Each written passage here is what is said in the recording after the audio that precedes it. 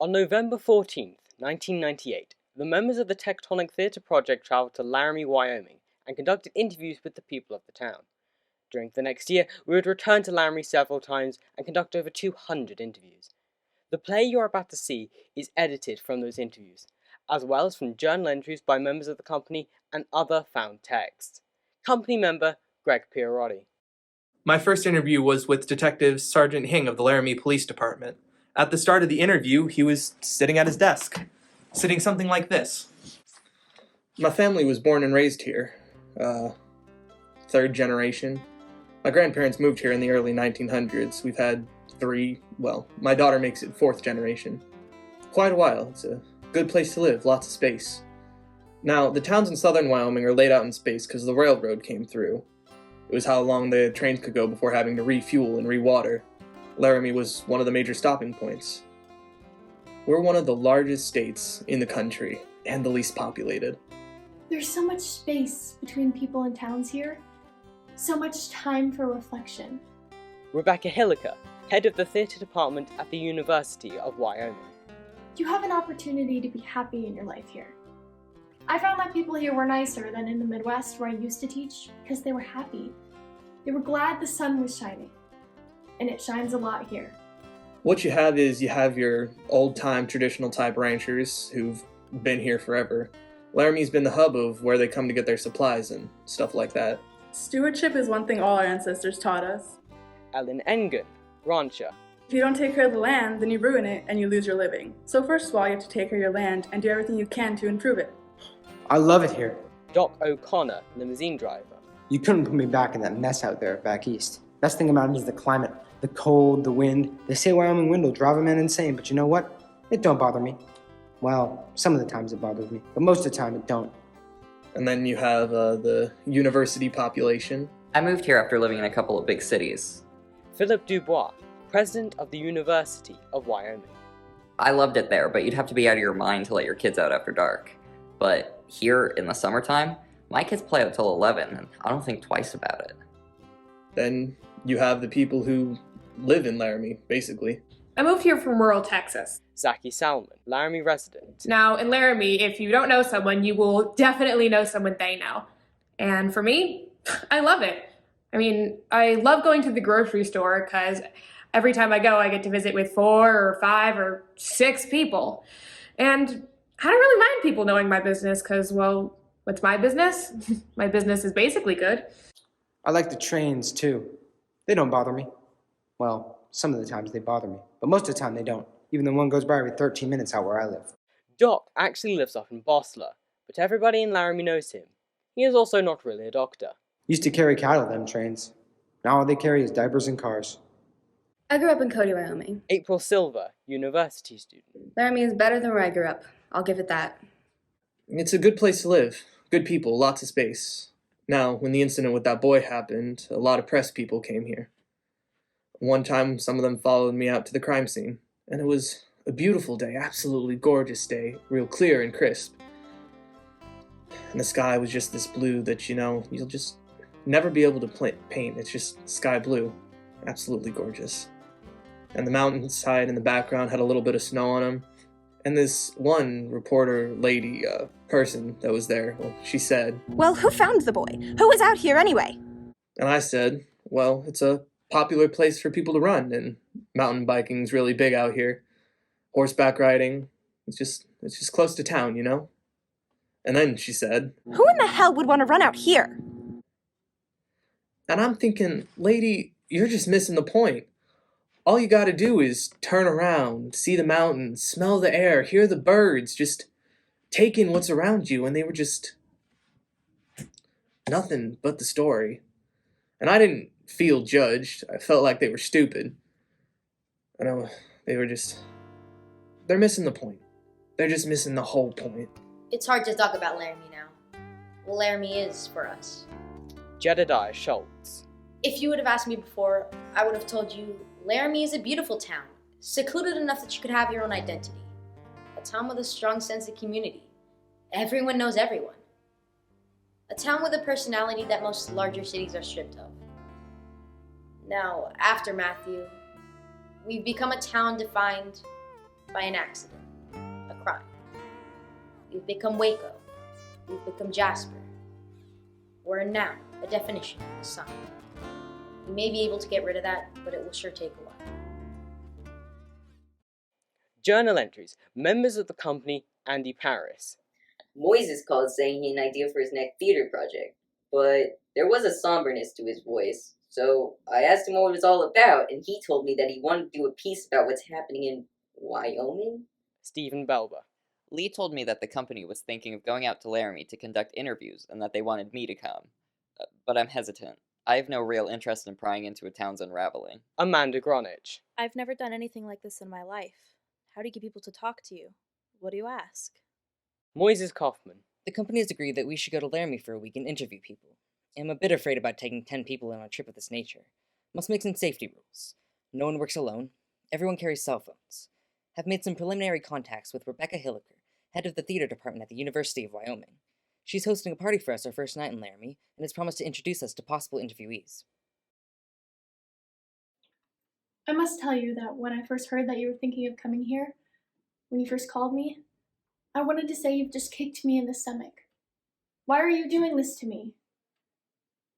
But then I thought, that's stupid. You're not doing this to me. And more importantly, I thought about it and decided that we've had so much negative closure on this whole thing. And the students really need to talk. When this all happened, they started talking about it, and then the media descended and all dialogue stopped. You know, I really love my students because they're free thinkers. And you may not like what they have to say, and you may not like their opinions because they can be very redneck, but they're honest and they're truthful. So there's an excitement here.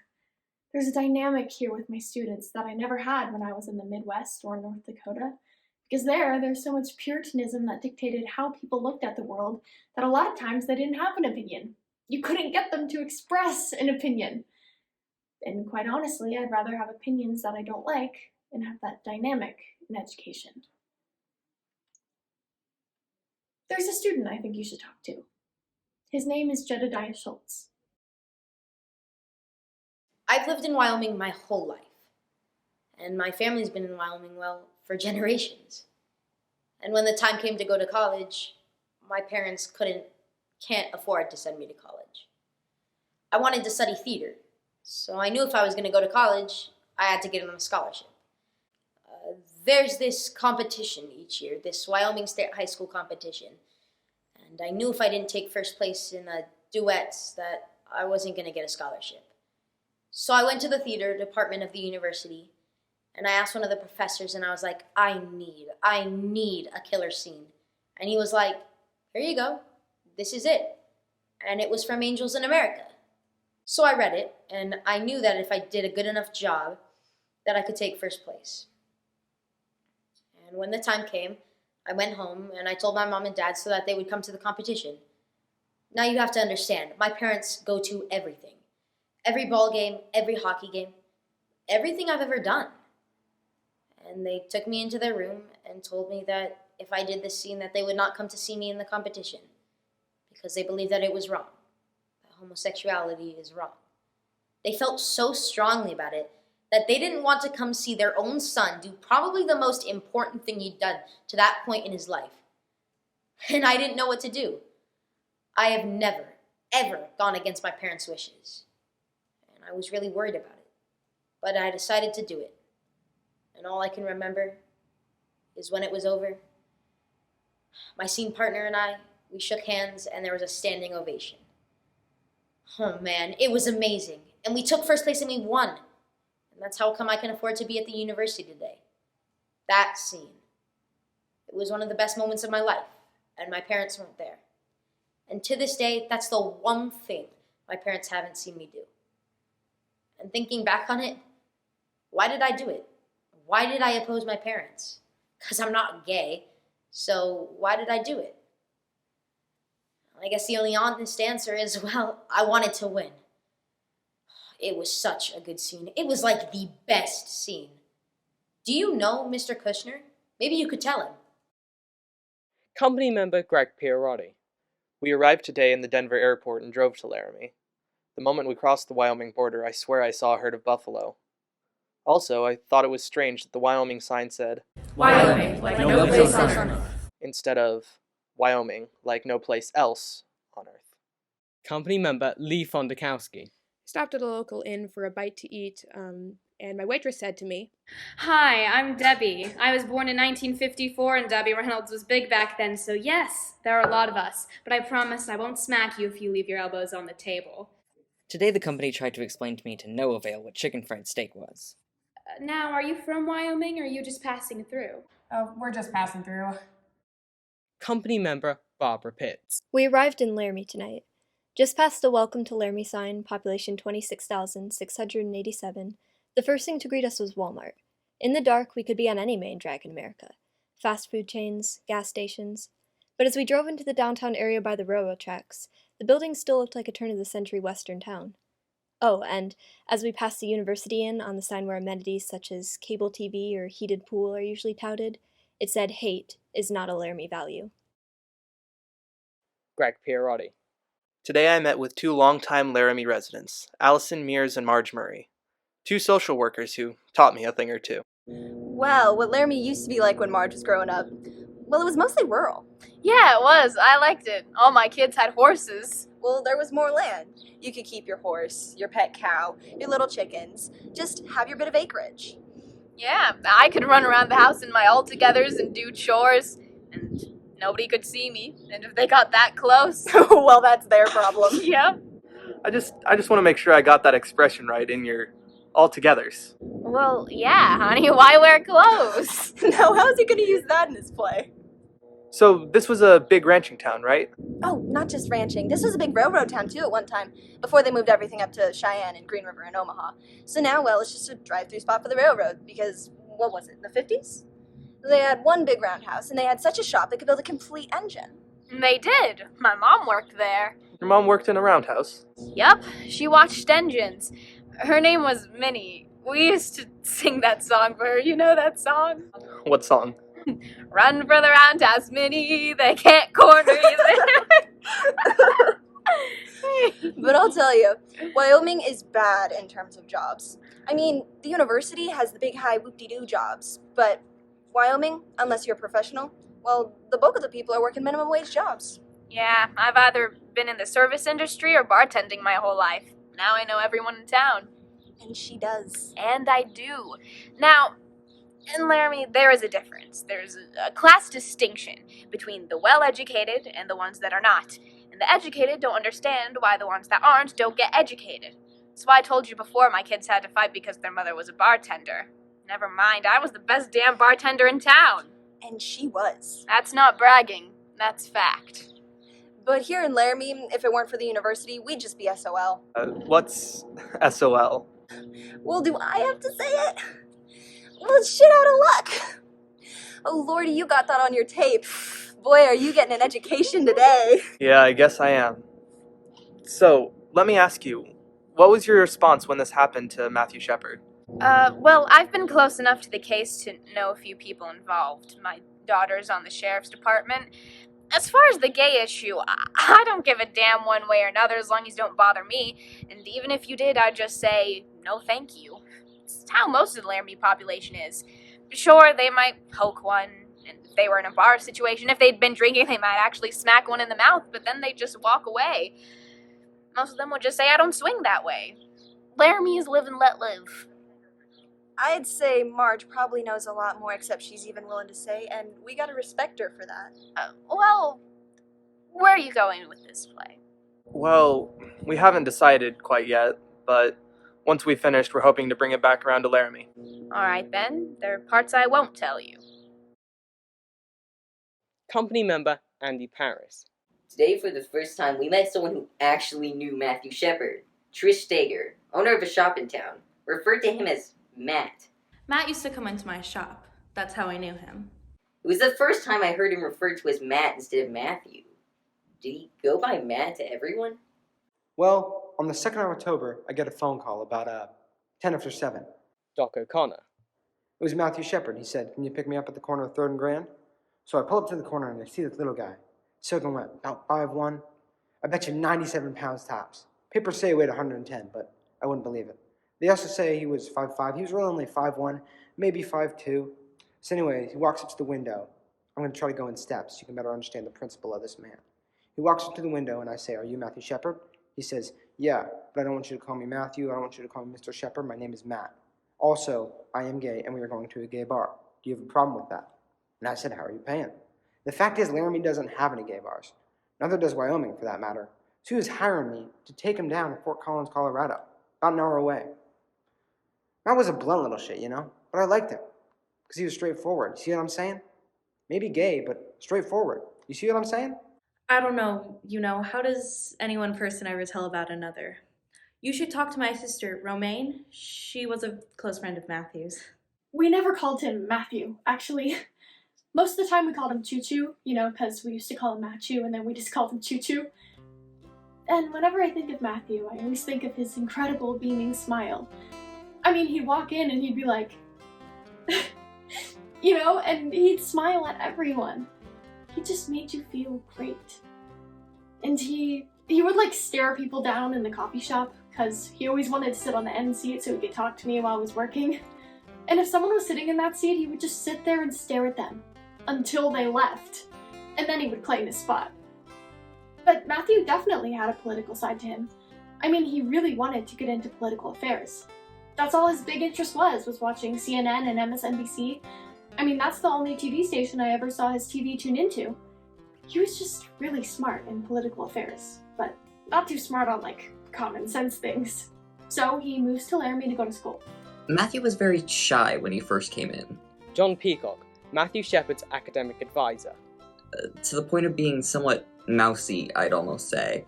He was having trouble adjusting, but this was home to him, and he made that quite clear.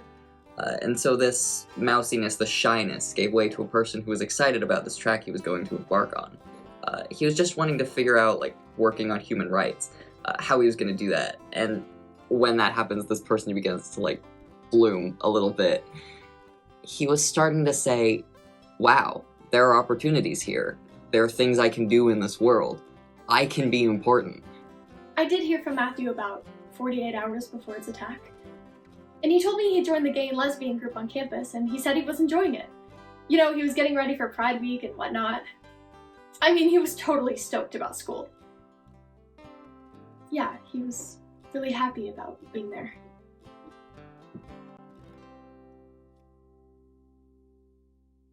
And in retrospect, and I can only say this in retrospect, of course, I think that's where he was heading, towards human rights, which only adds to the irony and tragedy of this all.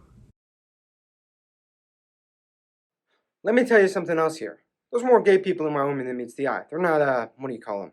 The queens, gay people, queens, run around faggot type people. They're the ones who throw bale hay, jump on horses, brand them, and kick ass. I always say, don't mess with Wyoming queer, because they will kick you in your ass. But that's not the point of what I'm trying to say, because I know a lot of people. I've been lived up here some 40-odd years, and I don't think Wyoming people give a damn one way or another. If you're gay, straight, that's just what I just said. It don't matter. If there's 8 men and 1 woman in a Wyoming bar, which is often the case, now then you stop and think who's getting what. Now, geez, it don't take a big intelligent mind to figure that one out now, does it? Understanding when I first came here Catherine Connolly. is that I was the first out lesbian or gay faculty member on campus, and that was in 1992, so that wasn't that long ago. I was asked in my interview what my husband did for a living, and so I came out then. Do you want a funny story? When you first get here as a new faculty member, there's all these things you have to do. And so I was in my office, and I noticed that this woman called. I was expecting it was, a health insurance phone call, something like that. And so I called her back. And I could hear her. She was working on her keyboard, clicking away. And I said, this is Kathy Connolly, returning your phone call. And she said, oh, it's you. And I thought, this is bizarre. And she was like, I hear you're gay. I hear you are. And I was like, uh-huh. And she was like, I hear you came as a couple. I'm one too. Not a couple, just a person. And so she was a kind of lesbian who knew I was coming, and she wanted to come over and meet me immediately. And she later told me that there were other lesbians she knew who wouldn't be seen with me, that I would irreparably taint them, that just to be seen with me could be a problem. When I first came here, I knew it was going to be hard as a gay man. Jonas Slonica. But I kept telling myself, people should live where they want to live. And there'd be times I would go down to Denver and I would go to gay bars and people would ask where I was from and I'd say, Laramie, Wyoming. And I met so many men there from Wyoming. So many gay men who grew up here and they're like, this is not a place where I can live. How can you live there? I had to get out. Grr, grr, grr. But every once in a while there'd be a guy. Oh gosh, I miss Laramie. I mean, I really love it there. That's where I want to live. And I'm like, if you want to live somewhere, do it. I mean, imagine if more gay people stayed in small towns. But it's easier said than done, of course. Today we are moving from our motel and heading for the best Western. Moises Kaufman. My hope is that it is a better Western. Amanda Gronich. Today we divided up to go to different churches in the community. Moises and I were given a Baptist church. We were welcomed into the services by the Reverend himself, standing at the entrance of the chapel. This is what I remember of his sermon that morning. My dear brothers and sisters, I'm here today to bring you the word of the Lord. Now, there's a simple truth that I tell to my colleagues, and I'm going to tell it to you here today. The word is either sufficient or it is not. Scientists tell me that human history, that the world is 5 billion or 6 billion years old. After all, what's a billion years, give or take? The Bible tells me that human history is 6,000 years old. The word is either sufficient or it is not. The sociology of religion in the West. Stephen Meade Johnson, a Unitarian minister. Dominant religious traditions in this town, Baptist, Mormon, they're everywhere. And it's not just Salt Lake, they're all over. It's like jam on toast down here. The Mormon church has a little different thing going on that irritates some folks. Doug Laws, stake ecclesiastical leader for the Mormon Church. And that is that we absolutely believe that God still speaks to man. We don't think it happened and some folks wrote it down in the Bible. God still speaks to us today, and we believe that. We believe that the prophet of the church has the authority to receive inspiration and revelation from God. So the spectrum would be on the left side of that panel. So far left that I'm probably sitting by myself is me, in the Unitarian church. Unitarians are, by and large, humanists, many of whom are atheists. We're not even really sure we're a religion. And to my right side of the spectrum, to his credit, Father Roger, Catholic priest, who is well established here, and God bless him, he did not equivocate at all when this happened. He hosted the vigil for Matthew that night. I was really jolted, because we wanted to get other ministers involved. And so we called them, and they said they didn't want to get involved. And it was like, we wish to stand back and see which way the wind is blowing. And this angered me immensely. We are supposed to stand out as leaders. I thought, wow, what is going on here? God has set boundaries, and one of our responsibilities is to learn. What is it that God wants? So you study scriptures, you look to your leaders, then you know what the bounds are. Now once you know what the bounds are, you sort of get a feel for what's out of bounds. There's a proclamation that came out on the family. A family is defined as a woman, a man, and children. That's a family. That's about as clear as you can state it. There's no sexual deviation in the church, no leniency. We just think it's out of bounds. I warn you, you will be mocked. You will be ridiculed for the singularity of your faith. But put your trust in the Bible. Let it be your guide. It's in there. It's all in there. The Christian pastors, many of the conservative ones, were silent on this. Conservative Christians like to use the Bible to say, it says here in the Bible. And most Americans believe, and they do, that the Bible is the Word of God. And how are you going to fight that? I am a biblicist, which means that the Bible doesn't need me to be true. It is true whether I believe it or not. The word is either sufficient or it is not. I arrived in Laramie on September 15th. I looked around, tumbleweed, cement factory, and I said, what in the hell am I doing in Wyoming? 3 weeks later, I found out what the hell I'm doing in Wyoming. I had lunch today with a university student named Zubaida Ullah. She's an Islamic feminist who likes to do things her own way. I've lived in Laramie since I was 4. Yeah. My parents are from Bangladesh. 2 years ago, because I'm Muslim, I decided to start wearing a scarf. That's really changed my life in Laramie. Yeah. Like, people come up to me and say things like, why do you have to wear that thing in your head? And it's just like, when I go to the grocery store, I'm not looking to give people Islam 101. You know what I mean? And then they'll be like, this is the worst part, because they'll just be like, I know it's part of your religion, but why? And it's just, How am I supposed to go into the whole doctrine of physical modesty and my own spiritual relationship with the Lord standing there with my pop and chips? You know what I mean? You know what's so unreal to me is that, that a group from New York will be writing a play about Laramie. And I was thinking about it like, you're going to be writing a play about my town. You're going to be on stage in New York, and you're going to be acting like you're us. That's so weird.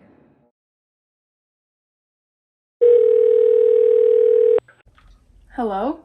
Yes, hello, my name's Amanda Gronich, and I'm here in Laramie working with the theater company. I was at the Reverend's, your husband's church on Sunday, and I was extremely interested in talking with him about some recent events. Well, I don't think he'll want to talk to you. He has very biblical views about homosexuality. He doesn't condone that kind of violence, but he doesn't condone that kind of lifestyle either, you know what I mean?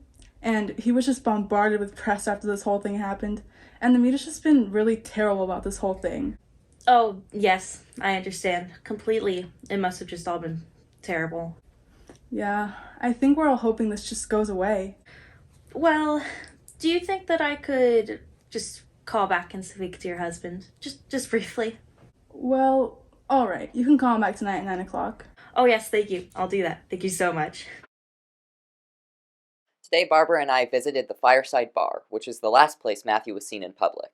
The Fireside. Definitely feels like a college bar with a couple of pool tables and a stage area for karaoke night. Still, the few regulars in the late afternoon were hardly the college crowd. First person we talked to was Matt Nicholson, the owner. My great-great-grandfather moved here in 1862, and he owned Laramie's first opera house, and it was called the Old Blue Front. In 1870, Louisa Grandma Swain cast the first women's ballot in any free election in the world, and that's why Wyoming is the equality state. So what I want to do is reestablish my bar business as Old Blue Front Opera House and Good Time Emporium. You know, I want to have a restaurant, I want to have a pool hall, I want to have a gift shop, and do all this shit, you know, every night ladies' night. So the Fireside is the first step towards the Old Blue Front Opera House and Good Time Emporium. So what about the night Matthew Shepard is here? We'd karaoke that night, about 20 or 30 people here. Matthew Shepard came in sitting right where you're sitting, just hanging out. I mean, if you want to talk to somebody, you should talk to Matt Galloway. He was the kid that was bartending that night. You'd have to meet him. His character stands for itself. Hey, is Galloway bartending tonight? Okay, I'm gonna make this brief, quick, get it over with, but it will be everything. Factual. Just the facts. Here we go. 10 o'clock, I clock in usual time Tuesday nights. 10:30, Matthew Shepard shows up, alone, sits down and orders a Heineken. Phil Labrie, friend of Matthew Shepard. Matt liked to drink Heineken and nothing else. Heineken, even though it was $9.50 for a six-pack. He'd always buy the same beer. So what can I tell you about Matt? If you had 100 customers like him, it'd be the most perfect bar I'd ever been in, okay? And nothing to do with sexual orientation. Absolute mannerisms. Manners. Politeness, intelligence. Taking care of me, as in tips. Everything. Conversation, dress nice, clean cut. Some people, you know, just sits down, please, thank you, offers intellect within their vocabulary. So he kicks it there. Doesn't seem to have any worries or like he was looking for anybody, just enjoy his drink and the company around. Now, approximately 11:45, Aaron McKinney and Russell Henderson come in. I didn't know their names then, but they're the accused. They're the perps. They're the accused. They come in just very stone-faced, you know, dirty, grungy, rude, gimme, that type of thing. They walked up to the bar and, as you know, paid for a pitcher with dimes and quarters, which, I mean, is something that you don't forget. $5.50 in dimes and quarters, that's a friggin' nightmare. Now, Henderson and McKinney, they didn't seem intoxicated at all. They just came in, ordered a beer, took the pitcher with them back into the pool room and kept to themselves. And then, next thing I know, probably a half hour later, they were kind of walking around. No beer. And I remember thinking to myself that I'm not going to ask them if they want another one, because obviously they just paid for a pitcher with dimes and quarters. I have a real good feeling they don't have any more money. Romaine Patterson. Money meant nothing to Matthew because he came from a lot of it. And he would hand over his wallet in 2 seconds because money meant nothing. His shoes might have meant something. They can say it was robbery. I don't buy it for even an iota of a second. Then a few moments later, I look over and Aaron and Russell were talking to Matthew Shepard. Aaron said that a guy walked up to him and said that he was gay and wanted to get with Aaron and Russ. Kristen Price, girlfriend of Aaron McKinney. Then he got aggravated with it, told him he was straight and walked off. That's when he and Russell went to the bathroom and decided they were gonna pretend to be gay, get him in the truck and rob him. Okay, no. They stated that Matt came on to them, that he approached them. I absolutely, positively disbelieve and refute that statement 100%. Refute it. I'm going to give you 2 reasons why. 1, character reference. Why would he approach them? Why them? He wasn't approaching anybody else in the bar. They say he's gay. He's a flaming gay. He's gonna come on to anybody. He never came on to me. Hello? And he came on to them? I don't believe it. 2, territorialism is the word I'll use for this. And that's the fact that Matt was sitting there. Russell and Aaron were in the pool room. Upon their first interaction, they were in Matt's area, in the area that Matt had been seen all night. So who approached who by that? But Matthew was the kind of person, like, he would never not talk to someone for any reason. If someone started talking to him, he'd just be like, oh, blah, blah, blah. He never had any problem just striking up a conversation with anybody. Matt did feel lonely a lot of times. Me knowing that and knowing how gullible Matt can be, he would have walked right into it. The fact that he was alone at the bar that night made him that much more vulnerable. So basically, what I'm testifying to is, I'm basically the key eyewitness in this case, but basically, what I'm testifying is that I saw Matthew leave.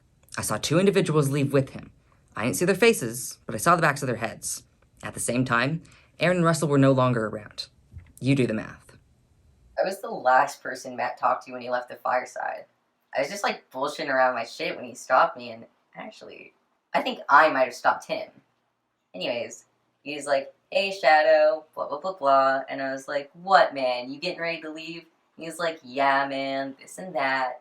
But that's when I noticed them 2 guys, I seen them. I seen them across the street, and I was talking to Matt for like a good 10 minutes, and they were just like standing there, and you could see it. They were like getting anxious, getting like worried and shit, getting like worried to leave. And he was like looking at them, and they were looking back at him, and I don't know. And I seen it when they got in the truck. It was like a small black truck, and Matt sat in the middle seat, and the other 2 sat in the front seats. And I didn't really think much of it, you know? I didn't figure them guys were gonna be like that. A friend of Aaron McKinney. Oh, I've known Aaron a long time. Aaron was a good kid. I liked Aaron a lot. That's why I was shocked when I heard this.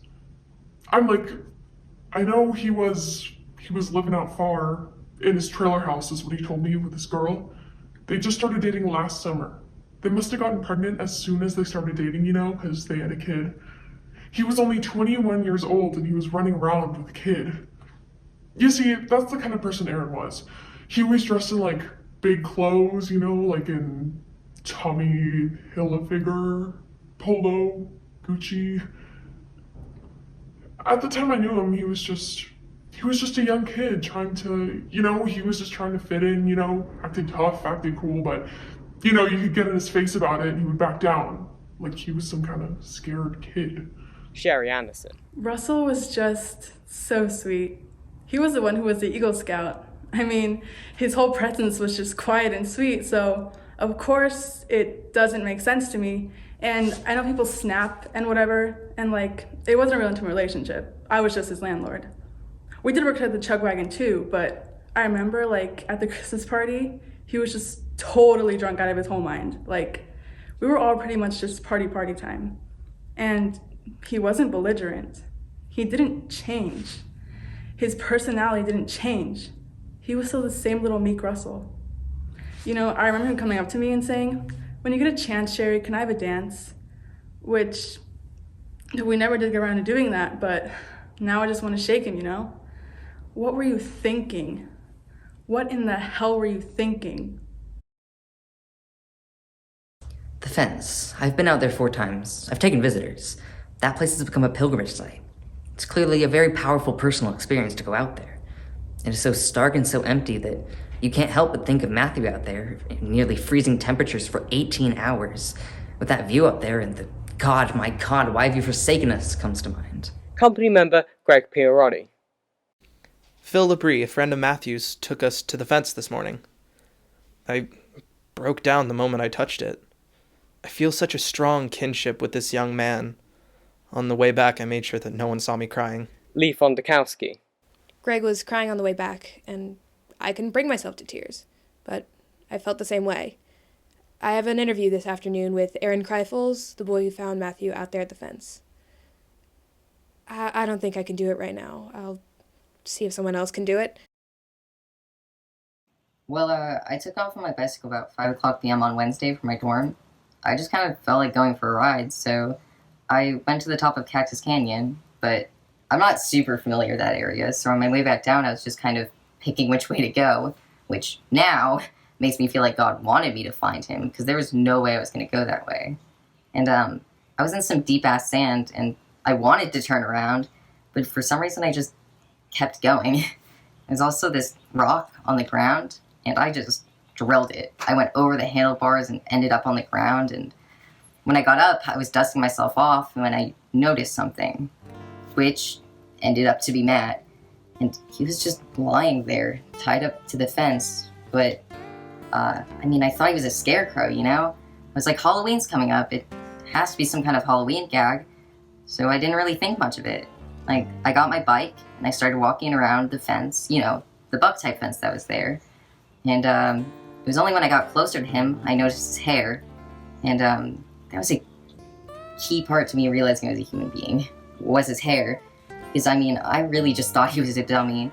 I even saw him breathing. I saw his chest moving up and down, and I still thought it was some kind of dummy, or like mechanism or something. And then, I don't know, when I noticed it was a human being, I ran to the nearest house. I ran as fast as I could, and I just called the police. I responded to the call. When I got there, at first, the only thing I could see was partially somebody's feet, so I stepped out my vehicle and raced over. I seen what appeared to be a young man, 13, 14 years old, because he was so tiny, laying on his back, and he was tied to the bottom end of a pole. I did the best I could. The gentleman that was lying on the ground, Matthew Shepard, he was covered in dry blood. There was blood underneath him, and he was barely breathing. He was doing the best he could. I went to go breathe for him, and I couldn't get his mouth open. His mouth wouldn't open for me. He was covered in, like I said, partially dry blood and blood all over his head. Well, the only place that he did not have any blood on him, was on his face, was what appeared to be where he had been crying down his face. His head was distorted, you know, it did not look normal. It looked as if he had a real harsh head wound.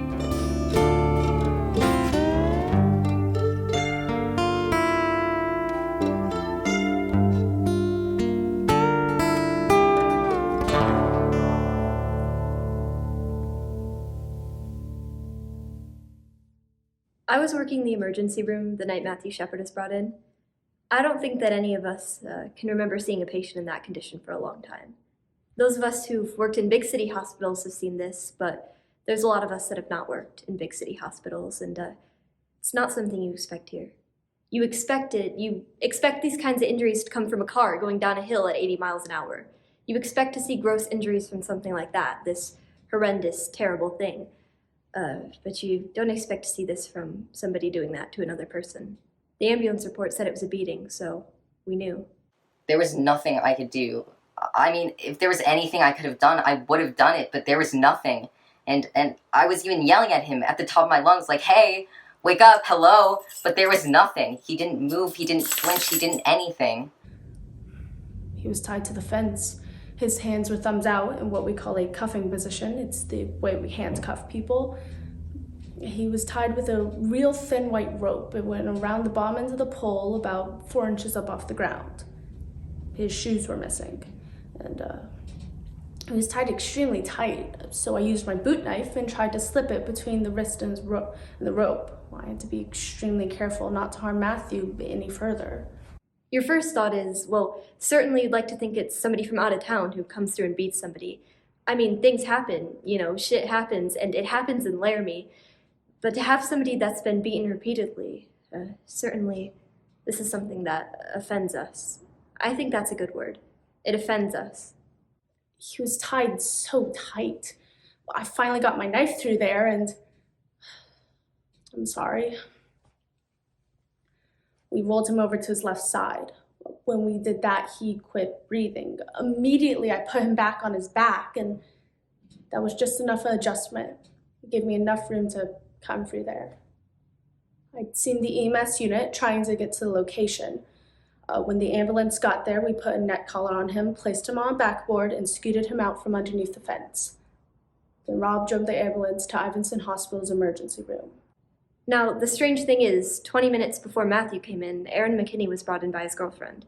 Now, I guess he'd gotten into a fight later that night back in town, and so I'm working on Aaron, and the ambulance comes in with Matthew. Now, at this point, I don't know that there's a connection at all. So I tell Aaron to wait, and I go and treat Matthew. So there's Aaron in one room of the ER and Matthew in another room, 2 doors down. Now, as soon as we saw Matthew, it was very obvious his care was beyond our capabilities. Called the neurosurgeon up at Powder Valley, and he was on the road in an hour and 15 minutes, I think. They showed me a picture. Days later, I saw a picture of Matthew. I would have never recognized him. Then, 2 days later, I found out the connection, and I was very struck. They were 2 kids. They were both my patients, and they were 2 kids. I took care of both of them, of both their bodies, and for a brief moment, I wondered if this is how God feels when he looks down at us. How we're all his children, our bodies, our souls. And I felt a great deal of compassion for both of them.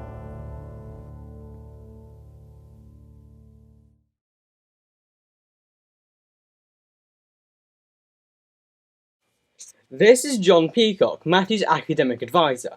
The news reports started trickling out on Thursday, but no names were mentioned. The severity of the crime was not mentioned. All that was mentioned was that there was a Laramie man, found beaten out on the prairie, basically. Later on in the evening, they mentioned his name, and it was like, that's not the Matthew Shepard I know. That's not my student. That's not this person who I've been meeting with. I was in the coffee shop. Romaine Patterson. And someone pulled me aside and said, I don't know much, but they say that there's been a young man who's been beaten in Laramie. And they say his name was Matthew Shepard. And he said, do you think this could be our Matthew? And I said, well, yeah, it sounds like it could be our Matthew. So I called my sister Trish and I said, tell me what you know. I'm just like, I need to know anything you know because I don't know anything.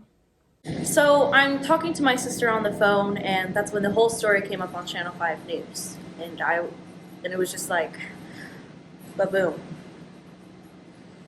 And the news reports kept rolling out.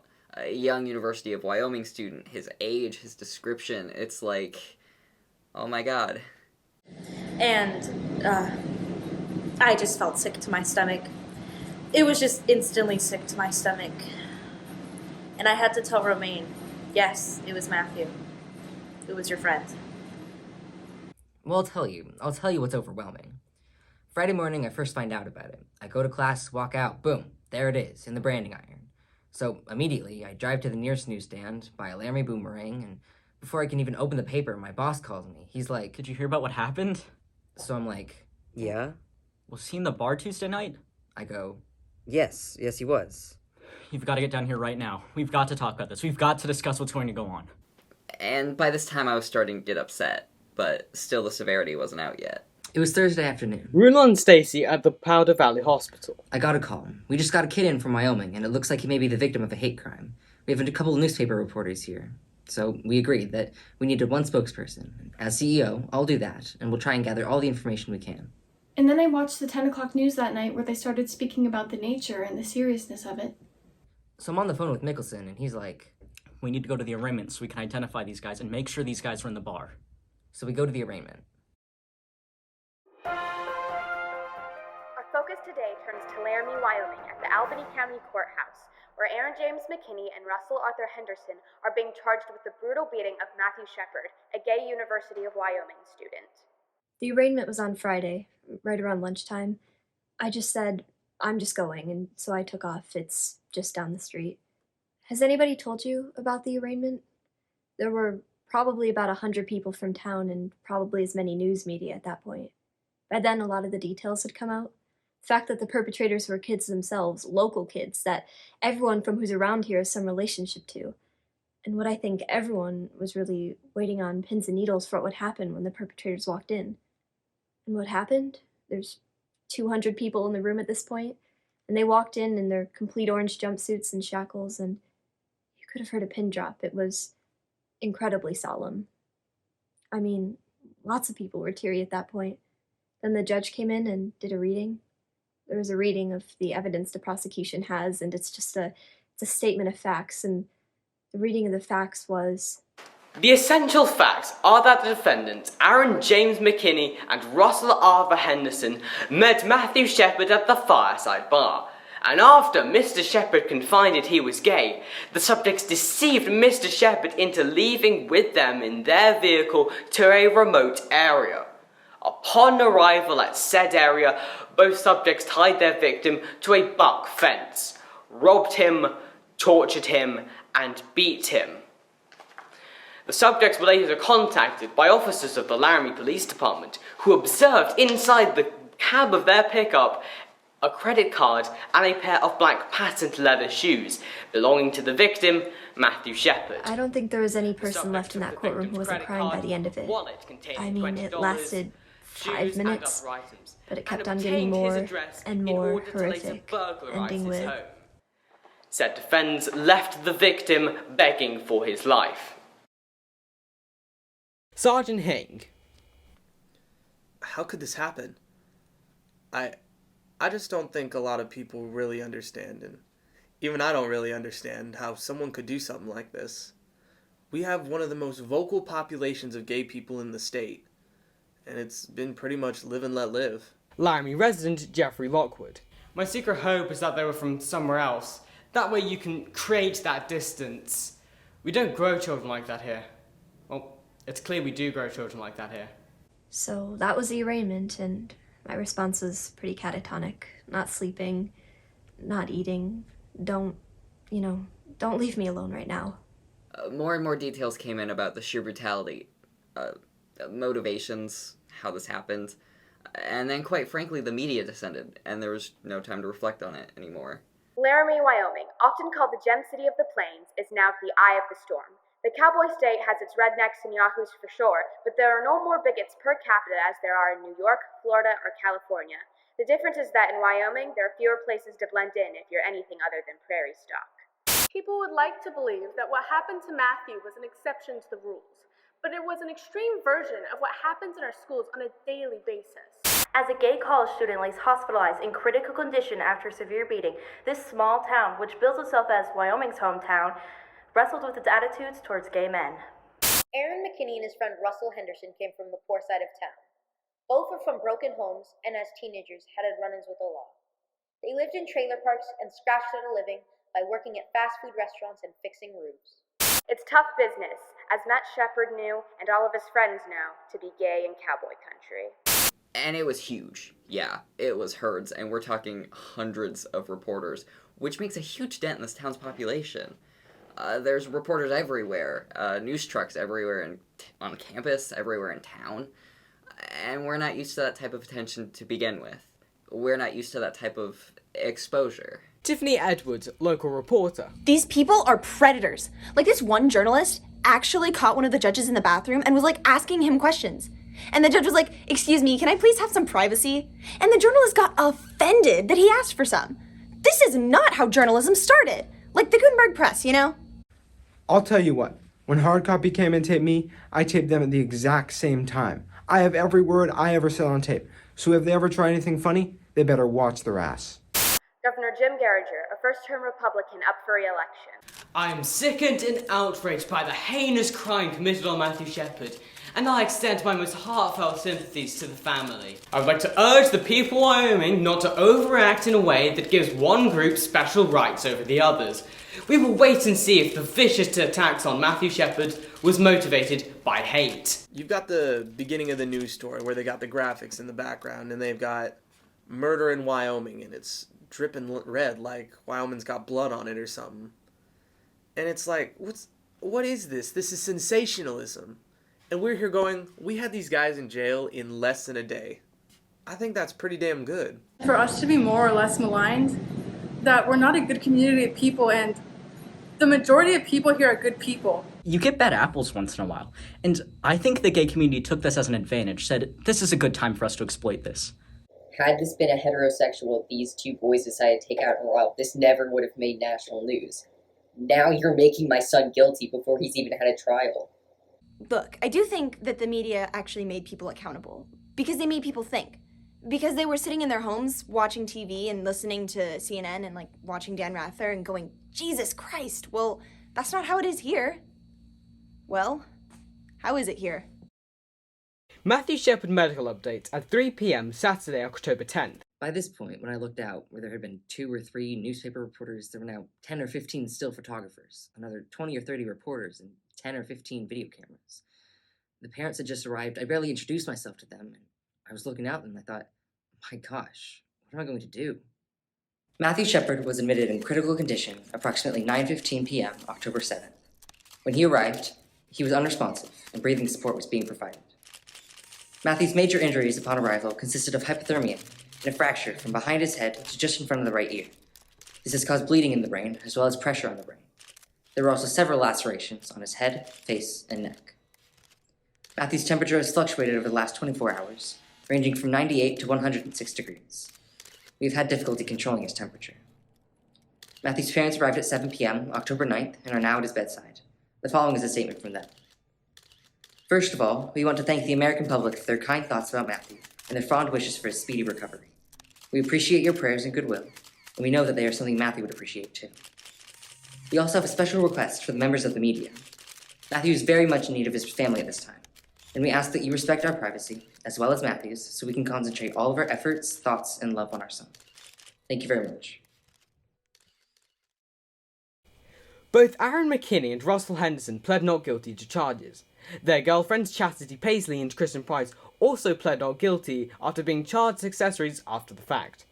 On our next trip, we spoke with the chief investigating officer on the case, Detective Rob Debry of the Albany County Sheriff's Department. I guess the thing that bothered me the most was when I went down to Powder Valley where Matthew was. I guess the thing that bothered me the most was seeing him, touching him. I'm a homicide detective, so you look at bodies. But this poor boy was sitting there all by himself, fighting, trying to make it. And, I wanted it so by the book. Aaron Kreefels. I keep seeing that picture in my head when I first found him. It's not pleasant whatsoever. I don't want it to be there. I want to, rip it out, but that's the biggest part for me, is seeing that picture in my head. Because it's kind of unbelievable to me, that I happen to be the person who found him.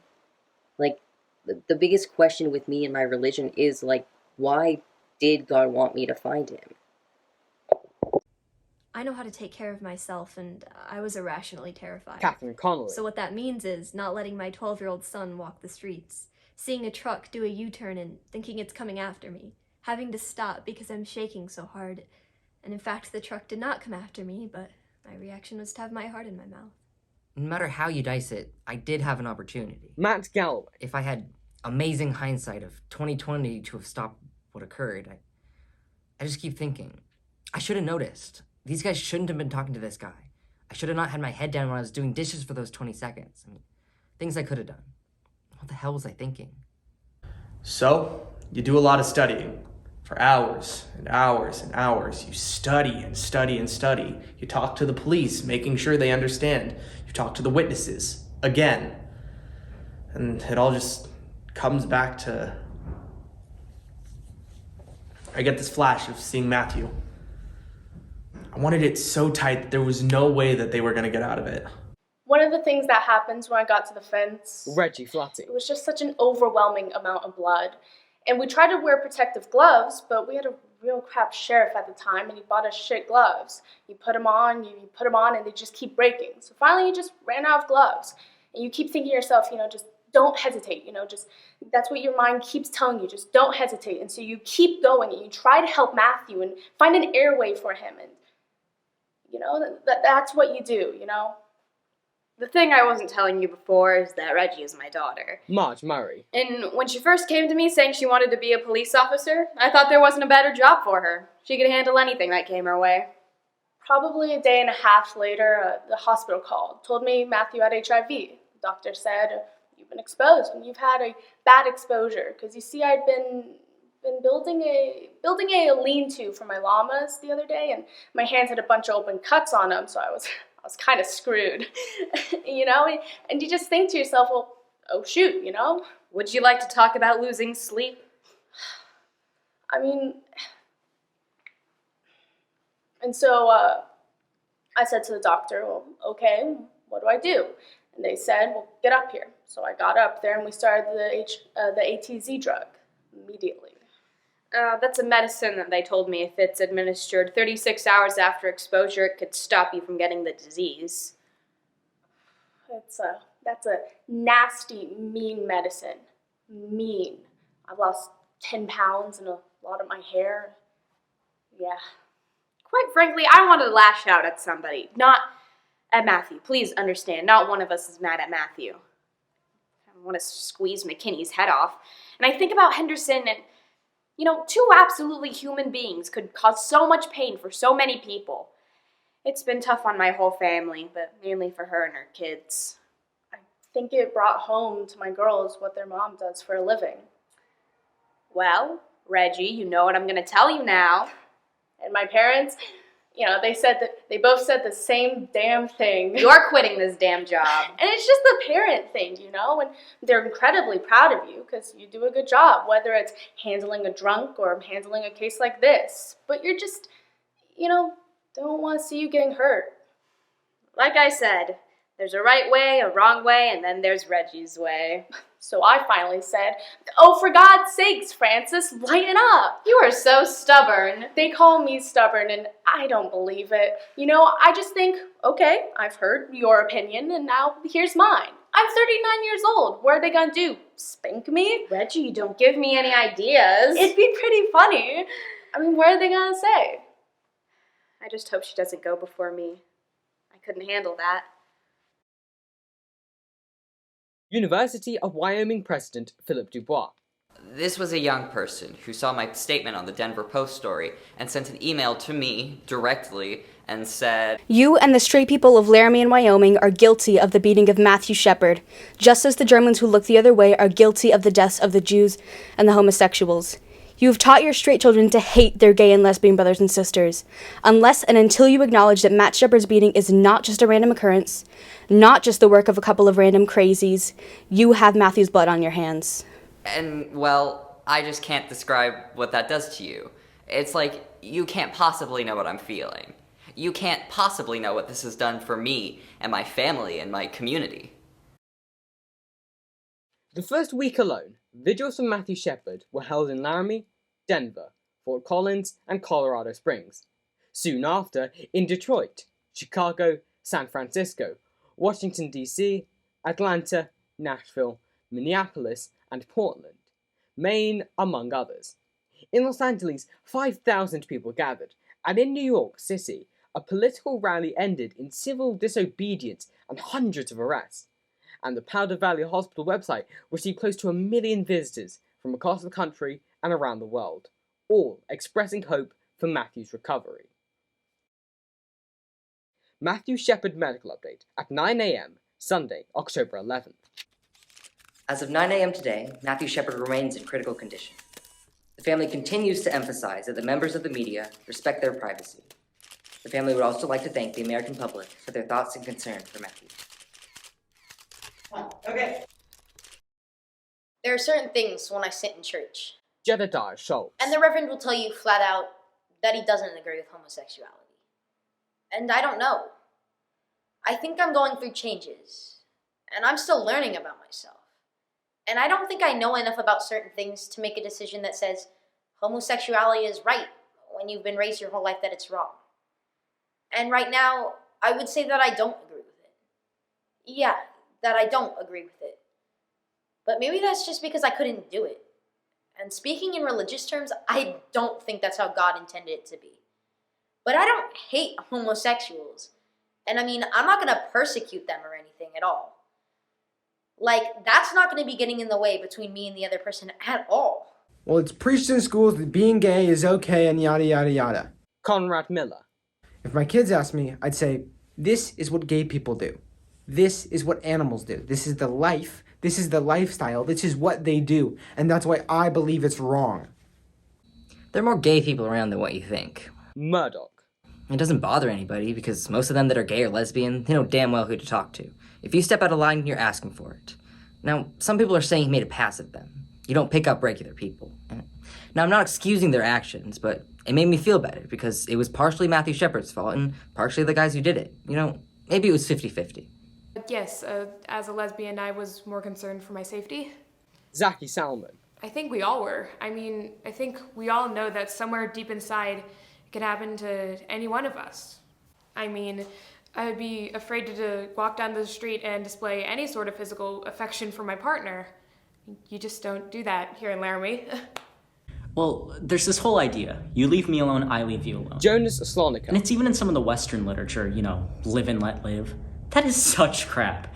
I tell my friends that. Even my gay friends bring it up sometimes, and I'm like, that is crap, I mean, basically what it boils down to is, if I don't tell you I'm a fag, you won't beat the crap out of me. I mean, what is so great about that? That's a great philosophy? We went to the candle vigil. And it was so good to be with people who felt like shit. I kept feeling like I don't deserve to feel this bad, And then someone got up there and he said, blah, blah, blah, blah, blah, and then he said, I'm saying it wrong, but basically he said, come on guys, let's show the world that Laramie is not this kind of a town. But it is that kind of a town. If it wasn't this kind of a town, then why did this happen here? You know what I mean. That's a lie. Because it happened here. So how could it not be a town where this kind of thing happens? That's just totally like looking at an Escher painting and getting all confused. It's just totally circular logic. How can you even say that? And we have to mourn this. And we have to be sad that we live in a town, a state, a country where shit like this happens. I mean, these people are trying to distance themselves from this crime. We need to own this crime, I feel. Everyone needs to own it. We are like this. We are like this. We are like this. I was at the Fireside Bar one afternoon, and I ran into two friends of Aaron McKinney, Shannon and Jen. You guys knew Aaron well, right? Yeah, when I first found out, I thought it was really awful. I don't know if Aaron was, fucked up or whatever, but, Matthew had money. Shit, he had better clothes than I did. Matthew was a little rich bitch. You shouldn't call him a rich bitch, though. That's not right. Well, I'm not saying he's a bad guy, either. He was just at the wrong place at the wrong time saying the wrong things. I won't lie to you, there was times where I was messed up on meth and thought about going out robbing. Shit, it's easy money. I never went out and did it, but the thought was there. Aaron's done that thing before. They both have. I remember one night they went to Cheyenne and came back with $300. I don't know if they ever chose gay people as a particular target, but anyone who looked like they had a lot of money and that they could outnumber, overpower, it's fair game.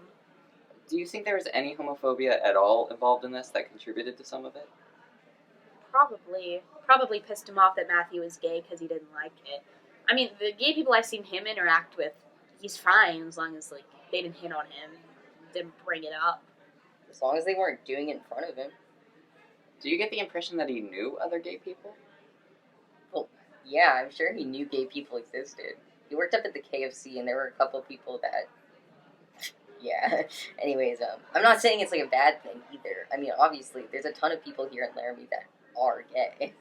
If you guys saw Aaron right now, what would you say to him? I'd probably ask him if he wants any more tweets. If I saw Aaron right now, I'd probably be like, man, why'd you screw up like that?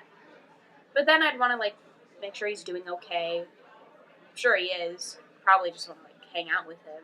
Smoke a bowl with him. I bet he wants one so bad. You guys both went to Laramie High? Oh yeah, sorry. Can't you tell we're a product of our society? On a day that is given over to nothing more profound than collegiate exuberance and the fortunes of the University of Wyoming football team, this community on the High Plains had a different kind of homecoming Saturday, as many searched their souls for the wake of a vicious anti-gay hate crime. University President Philip Dubois. This was homecoming weekend. There was going to be a lot of people in town, and there's a homecoming parade scheduled. And the students organized to tag onto the back of it. The banner supporting Matt, and everyone wearing these armbands the students had created. I live in the center of town. Harry Woods. And my apartment has two windows on opposite sides. One goes north and one goes south. That is exactly the homecoming parade route. Now, on the day of the parade, I had a cast on my leg because of a fall, so I was very disappointed because I really wanted to walk with the people that were marching for Matthew. But I couldn't, so I just watched my window, and it was... it was just... I'm 52 years old and I'm gay. I have lived here for many years and I've seen a lot. And I was very moved when I saw the tag at the end of the homecoming parade. About 100 people walking behind a banner for Matthew Shepard. So then the parade went down to the end of the block to make a U-turn, and I went to the other side of my apartment to wait for it to come south down the other street. I was way up in front there where they were holding the banner for Matthew, and let me tell you, I've never had goosebumps so long in my entire life.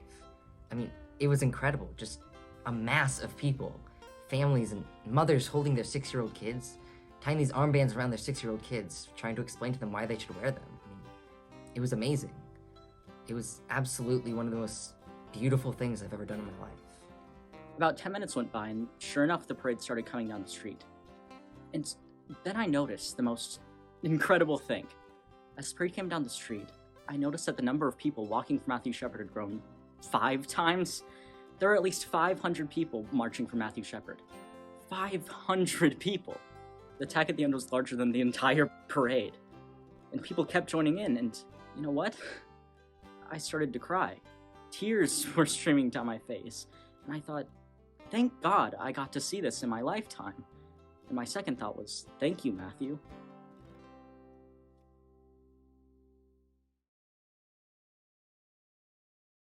I really haven't been all that involved per se.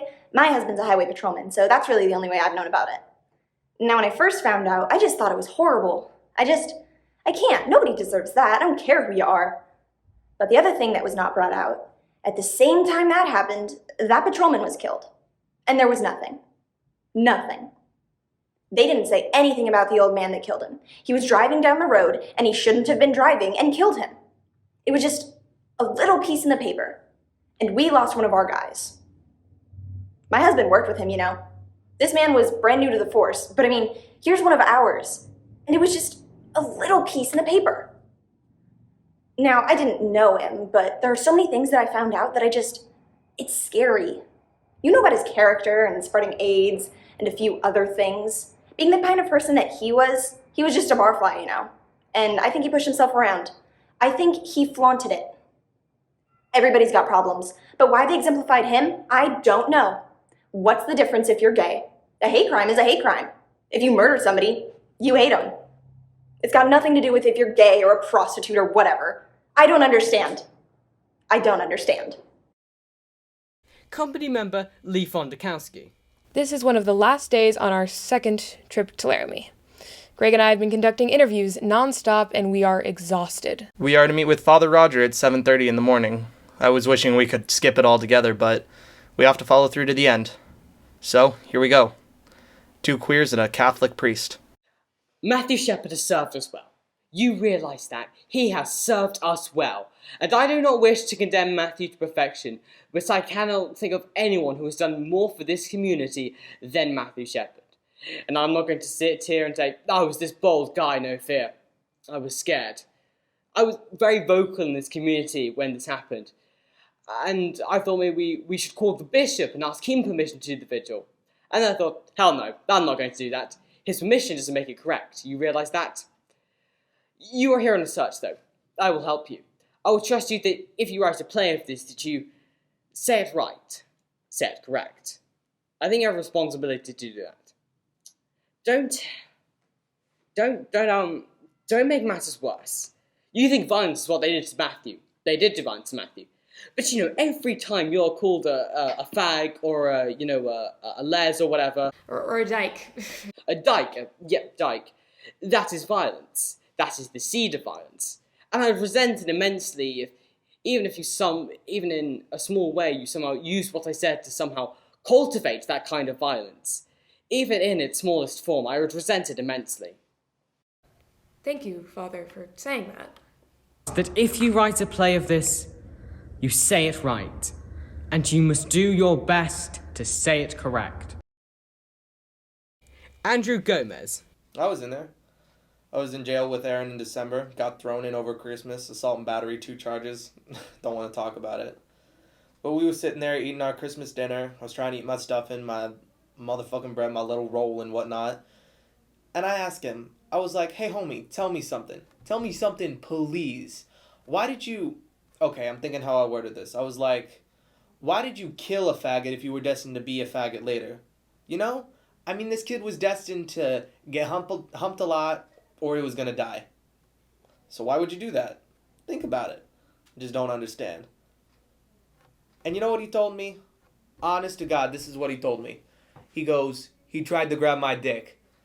Man, that's what he said. He's dumb, dog. He didn't even act like it was nothing.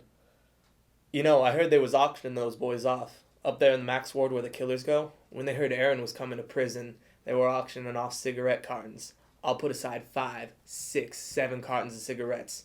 Auction his ass off. I'd be scared to go to prison if I was those two boys.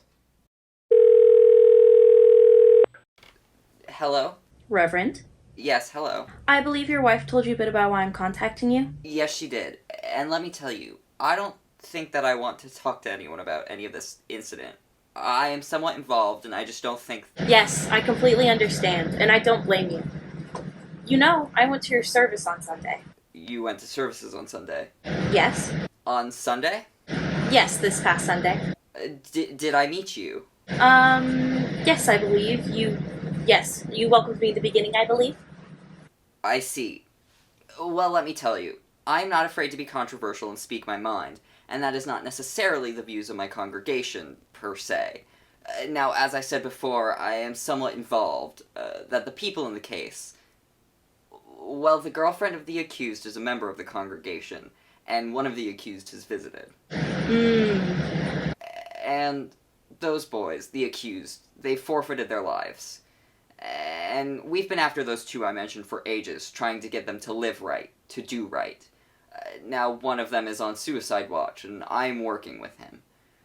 Until they put him in that chair and turn on the juice, I will work for his salvation.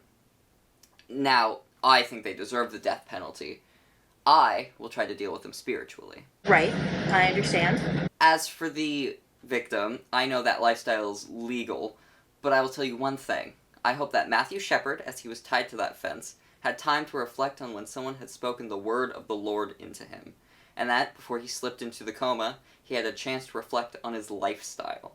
Thank you, Reverend. I appreciate your speaking with me.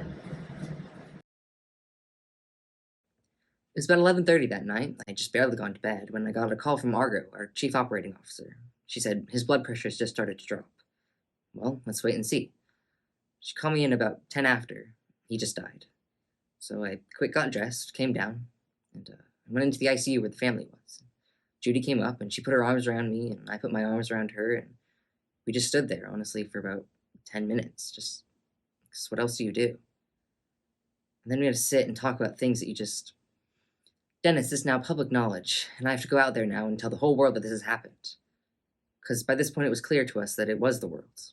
It was the whole world. And so Judy told me what she wanted me to say, and I went out there at nearly 4 a.m. Matthew Shepard medical update for 4:30 a.m. Monday, October 12th. At 12 midnight on Monday, October 12th, Matthew Shepard's blood pressure began to drop. We immediately notified his family, who were already at the hospital. At 12:53 a.m., Matthew Shepard died. His family was at his bedside. The family did release the following statement. The family again asked me to express their sincerest gratitude to the entire world for their overwhelming response for their son. The family was grateful that they did not have to make a decision regarding whether or not to continue life support for their son.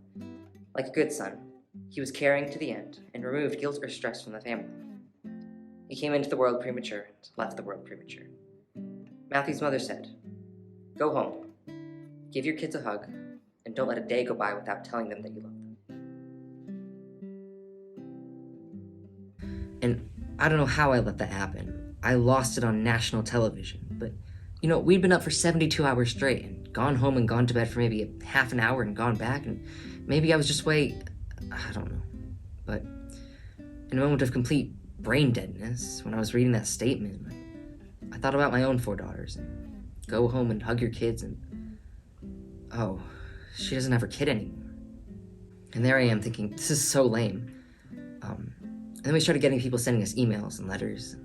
Most of them were generally just very kind, but I did get this one. This guy wrote me and said, "Do you cry like a baby on TV for all your patients or just the faggots?" And as I've told you before, homosexuality is not a lifestyle with which I agree with, but having been thrown into this, I guess I didn't understand the magnitude with which some people hate. And of all the letters we got, there were maybe 2 or 3 that were like that. Most of them were, "Thank you for your caring and compassion." And Matthew had caring and compassion from the moment he got here.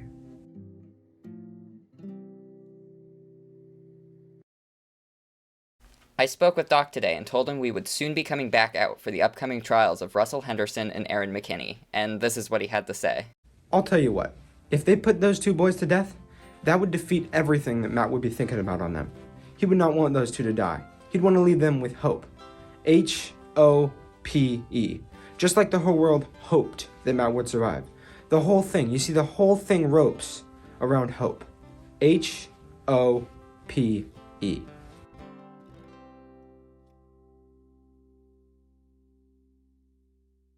The day of the funeral, it was snowing so bad, big, huge wet snowflakes. And when I got there were thousands of people in just black with umbrellas everywhere. And there were 2 churches, one for the immediate family, invited guests, people of that nature, and then one for everybody else who wanted to be there.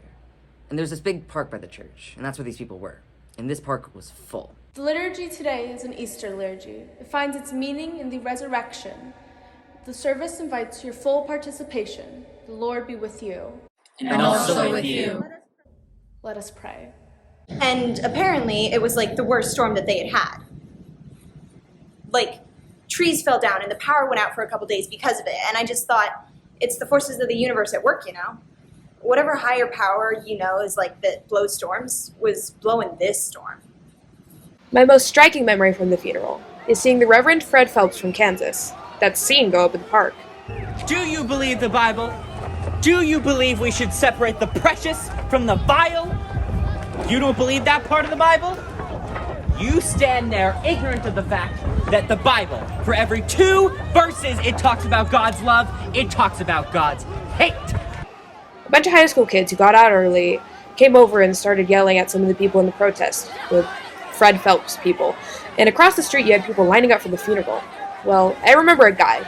I remember this skinhead coming over. He was dressed in leather and spikes everywhere. He came over from across the street where the protest was, and he came into the crowd, and I just thought, oh, this is going to be a really ugly confrontation. But instead, he came over and started leading at them in Amazing Grace. It's sterile, just like your lifestyles, your silly little arguments. And when those old preachers put their hands on me, it's called an ordination. And then they deliver a charge. My charge was Isaiah 58:1. Raise your voice, cry aloud, spare not, lift up thy voice like a trumpet, and deliver my people their transgressions. After seeing Fred Phelps protesting at Matthew's funeral and finding out he was coming to Laramie for the trial of Russell Henderson, I decided that someone needed to stand toe-to-toe with this guy and show the differences. And I think at times like this, when we're talking about hatred as much as the nation is right now, that someone needs to show that there's a better way of dealing with that kind of hatred. So our idea is to dress up like angels. And so we've designed an angel outfit, for our wings are huge. They're like big ass wings. And there will be 10 to 20 of us that are angels. And what we're gonna do is, we're gonna encircle Phelps. And because of our big wings, we're gonna completely block him. So this big ass band of angels comes in. We don't say a fucking word. We're a group of people bringing forth a message of peace and love and compassion. And we're calling it Angel Action. Yeah, this 21-year-old little lesbian's ready to walk the line with him. And I knew that my angels were going to be taking the brunt of everything he had to yell and say. I mean, we were going to be blocking his views, so he was going to be like pissed off to all hell. So I went out and bought all my angels' earplugs. The court is in session. When they started jury selection, you know, people were coming to my shop with, I don't want to be on this trial, I hope I don't get called. Or, oh God, I've been called, how do I get off? Just wanting to get as far away as they could. Very fearful that they were going to be on this trial. And then I heard Henderson had to sit in the courtroom while they questioned the prospective jurors. And one of the questions is, would you be willing to put this person to death? I understand a lot of the comments were, yes, I would. Mr. Henderson, you went into the not guilty plea earlier, but I now understand you wish to change that. Is this correct? Yes, sir.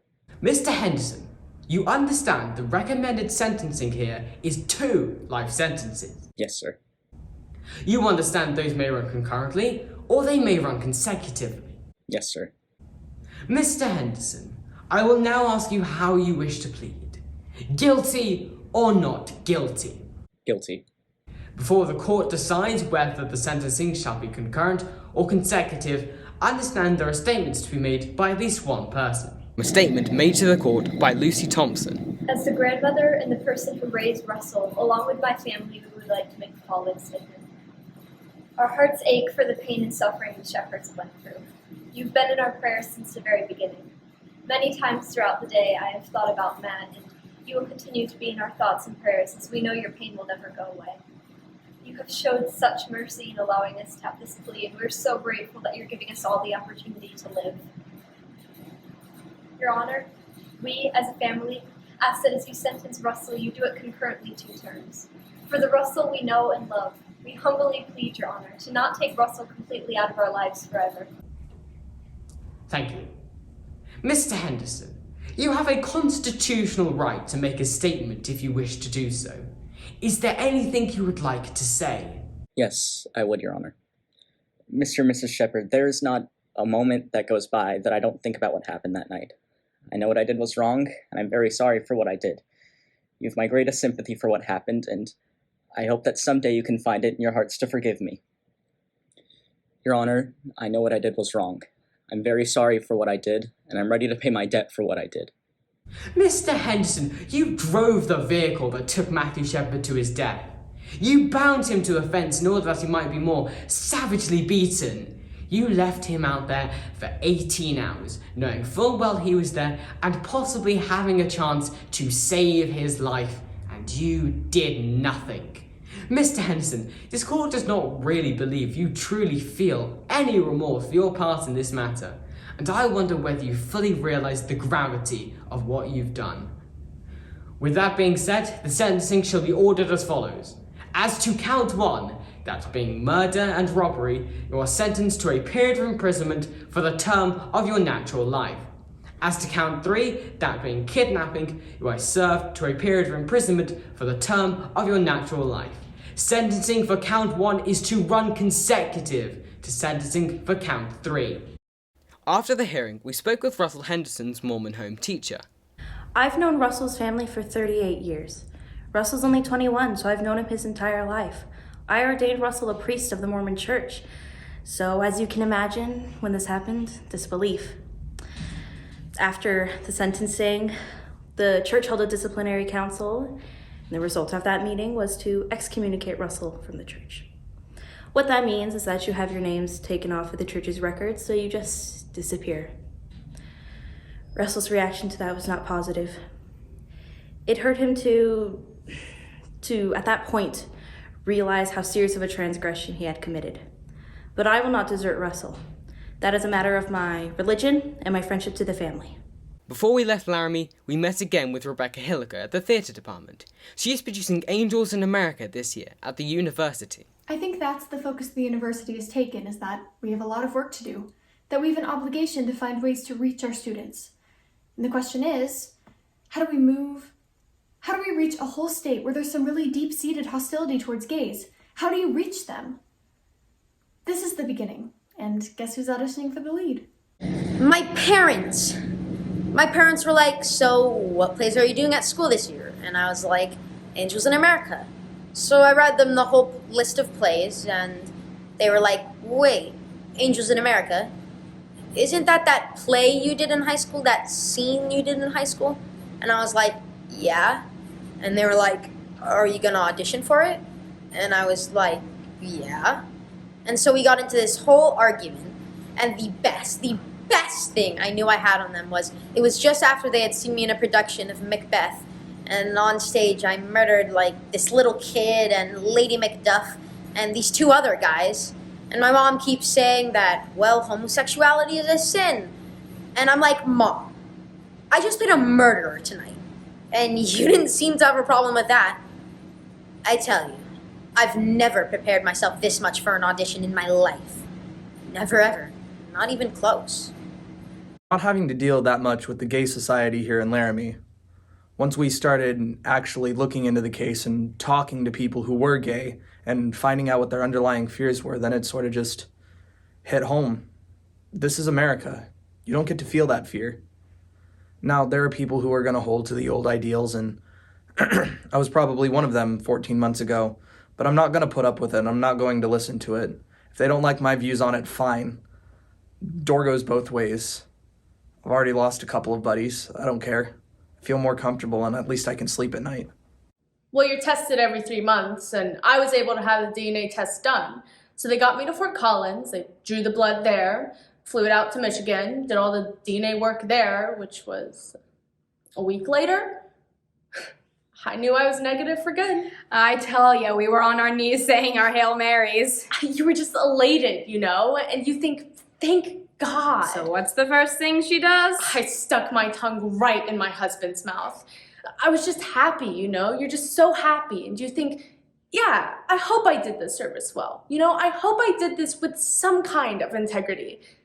So you're just really happy, and my daughters just bawled. They were so happy. And the force. Oh boy. We went out and got shit-faced. Shit-faced. I mean, they all bought me drinks and everything. It was amazing. And we all hugged and cried, and, you know, I kissed everybody who walked through the door. Reggie, they don't need to know that. I didn't care if they were male or female. They each got a kiss on the lips. Now, what part of what I just said did you not understand? Reacher, Get prosecution over it, returned. Ma! Almost a year to the day that Matthew Shepard died, the trial for Aaron James McKinney was set to begin. Probably the question that most of you have on your minds is how the McKinney case will proceed. And it is the decision of the county's attorney office that will definitely be a death penalty case. Part of me wants McKinney to get it. I'm not very proud of that. I've been on and off and on. I honestly don't know what I would do. I'm too personally involved. Oh, I believe in the death penalty 100%, because I want to make sure that guy's ass dies. This is an instance where I truly believe eye for an eye, tooth for a tooth. I don't know about the death penalty, but I don't want to ever see them walk out of Rollins Penitentiary again. I'll pay my nickel or whatever, my little percentage of tax, nickel a day, to make sure that his ass stays in there, never sees society again, and definitely never comes into my bar again. I don't believe in the death penalty. It's too much for me. I don't believe that one person should be killed for his having killed another. Two wrongs don't make a right. How can I protest if the Shepherds want McKinney dead? I just can't interfere in that. But on a more personal level, I knew Aaron in grade school. Never called him Aaron, called him AJ. How could we put AJ McKinney to death? I think our most important teachers right now have to be Russell Henderson and Aaron McKinney. They have to be our teachers. How did you learn?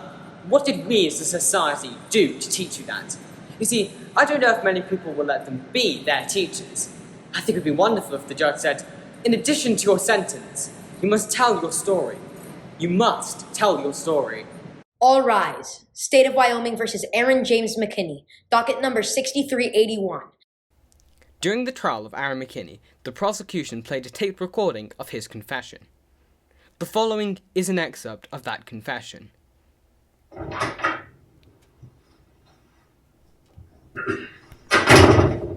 name is Robert Reed, Sergeant for the Sheriff's Office. Anything you say can and may be used against you in the court of law.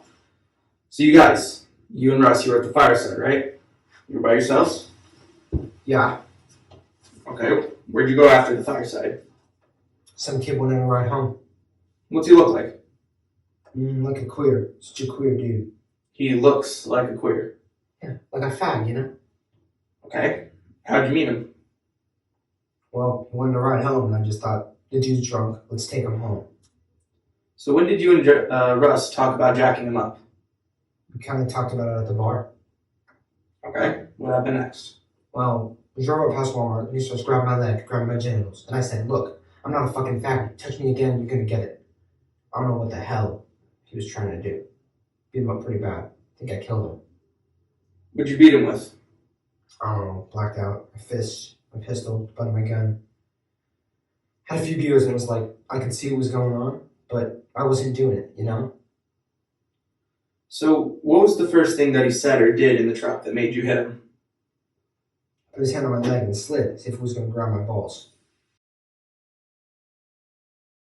And the defense team argued that he did what he did to Matthew because he made a pass at him. I wanted to vomit because it makes it sound like it's okay. Just a Twinkie defense, you know, when that guy killed Harvey Milk in Moscow, and it's the same thing. As much as part of me didn't want the defense of them saying that it was a gay bashing or that it was gay panic, part of me is really grateful. Because I was really scared that in the trial they were going to try and say that it was a robbery or that it was about drugs. So when they used gay panic as the defense, I thought, this is good. If nothing else, the truth is going to be told. The truth is coming out.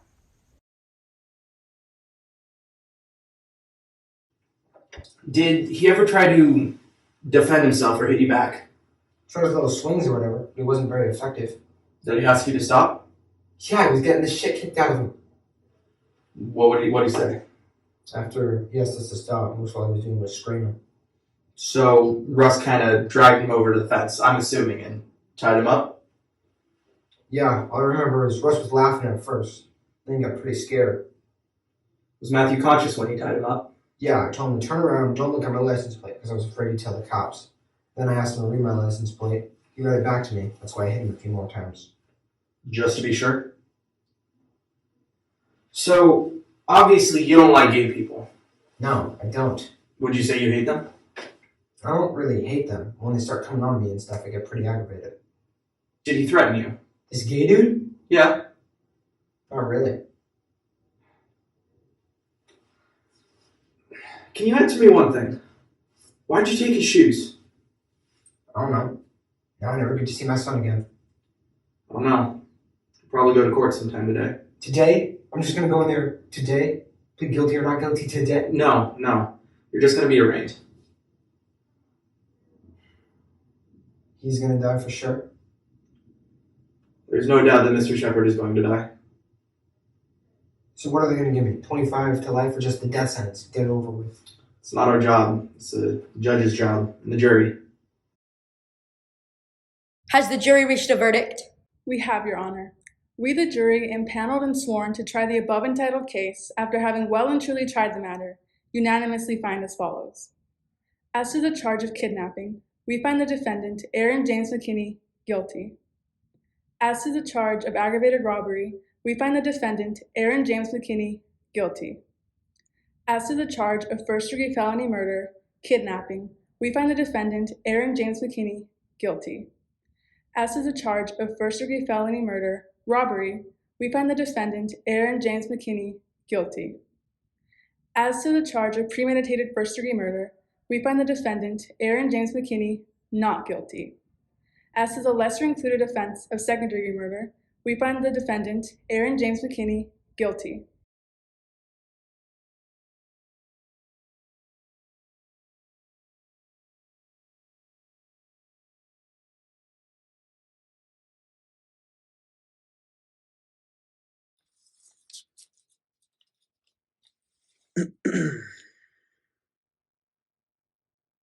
My son Matthew did not look like a winner.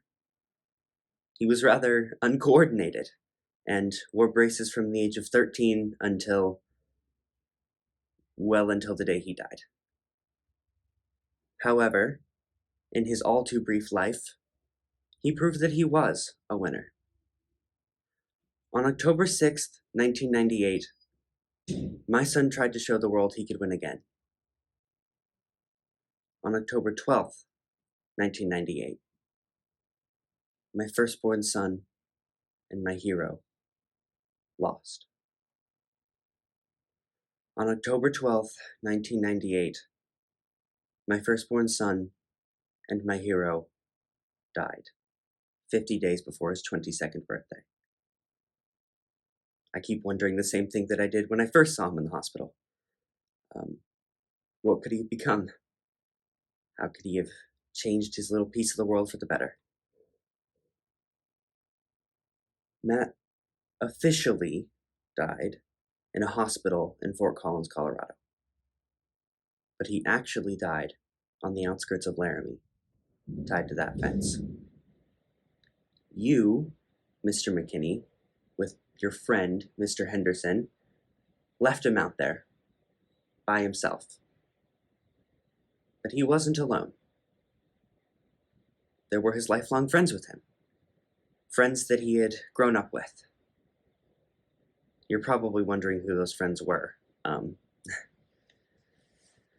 First, he had the beautiful night sky and the same stars and moon that we used to look up at through a telescope. Then, he had the daylight and the sun to shine on him. And through it all, he was breathing in the scent of the pines up on the snowy range. He felt the wind, that ever-present Wyoming wind, for the last time. But he had one more friend up there with him. He had God. And I feel better knowing that he wasn't alone out there. Matt's beating, hospitalization, and funeral focused worldwide attention on hate. Good is coming out of evil. People have said, enough is enough. I miss my son. I really do. But I am very proud to say that he is my son. Judy has been quoted as being against the death penalty. It has also been stated that Matt was against the death penalty. But both of those statements are wrong.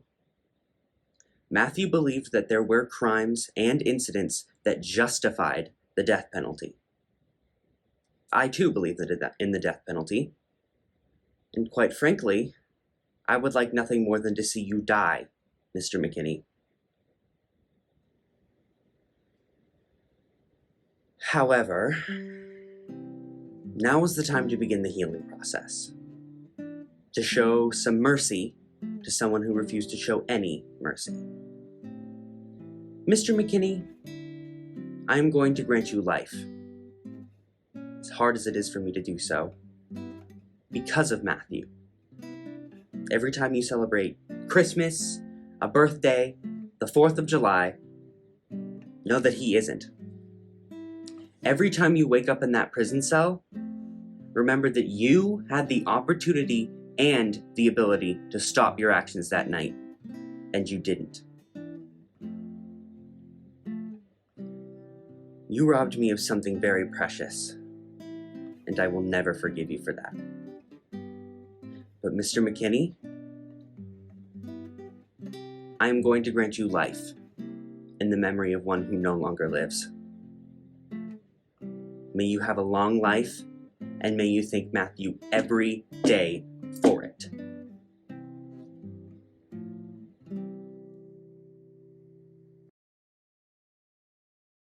Me and Debris hugged and cried, and everybody had a tear in their eye, you know? And you're just so thankful. Mr. Shepherd was crying, and that got me bawling, and everyone just... This is all we lived and breathed daily for a year. Daily. This was my case. Daily. Now it's all over. Maybe now we can move on and quit being stuck, you know? It just hit me today, the minute that I got out of that courthouse. The reason why God wanted me to find him is so that he didn't have to die out there alone. If I wouldn't have come along, they wouldn't have found him for a couple of weeks at least, and I don't know, I guess it just makes me feel good that he didn't have to die out there alone. I'm just glad it's over. I really am. And testifying in that trial was one of the hardest things I've ever done, but don't get me wrong, I love the stage. I really do. I love it. But it's kind of tough when you have lawyers questioning you from this angle, but your answers need to be funneling this way to the jury. So basically what you have to do is establish a funneling system. And that's tough for me because I'm a natural conversationalist. So it's just natural instinct that when someone asks you a question, you look at them directly to make eye contact. But it's kind of tough when you have to scoot over, change positions, in effect, funnel over to where the jury is. But I was able to do that several times throughout the course of my testimony.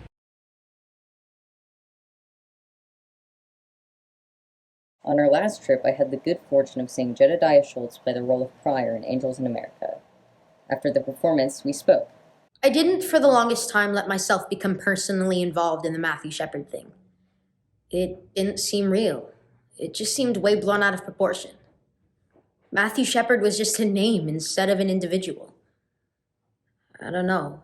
It's weird. It's so weird, man. I just feel bad.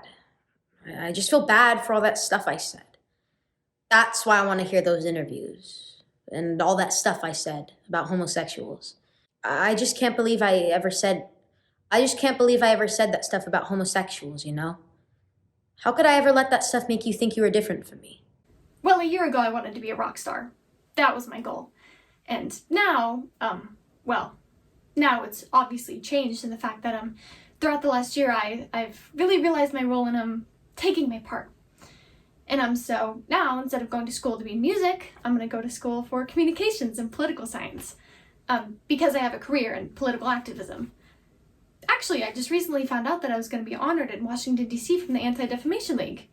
And whenever I think about the Angels or any of the speaking that I've done, you know, Matthew's like guiding this little path with his light for me to walk down. And he just, every time we get to like a door, he opens it. And he just says, okay, next step. And if I get to be a rock star on the side, okay. Change is not an easy thing, and I don't think people are up to it here. They got what they wanted. Those two boys got what they deserved, and we look good now. Justice has been served. The OK Corral. We shot down the villains, we sent the prostitutes on the train, the town's cleaned up, and we don't need to talk about it anymore. You know, it's been a year since Matthew Shepard died, and they haven't passed shit in Wyoming. At a state level, any town, nobody has passed anything anywhere. I mean, what's come out of it? What's come out of this that's concrete or lasting? I've been up to that site in my limousine, okay? And I remember the night he and I drove around together. And he said, Laramie sparkles, doesn't it? And if you sit right where he was, right down there, there's a low-lying cloud and these blue lights bouncing off of it from the airport. It just goes right out over the whole town. And I mean, it just blows you away. And I can just picture in his eyes, the last thing he saw on Earth were those sparkling lights.